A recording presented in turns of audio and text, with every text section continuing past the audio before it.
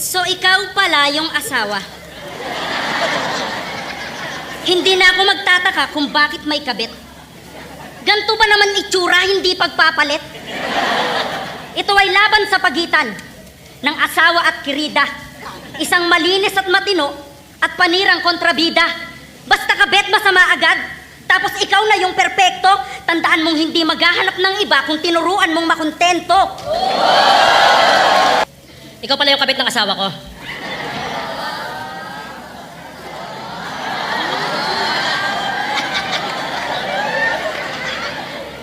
Ang pangit mo.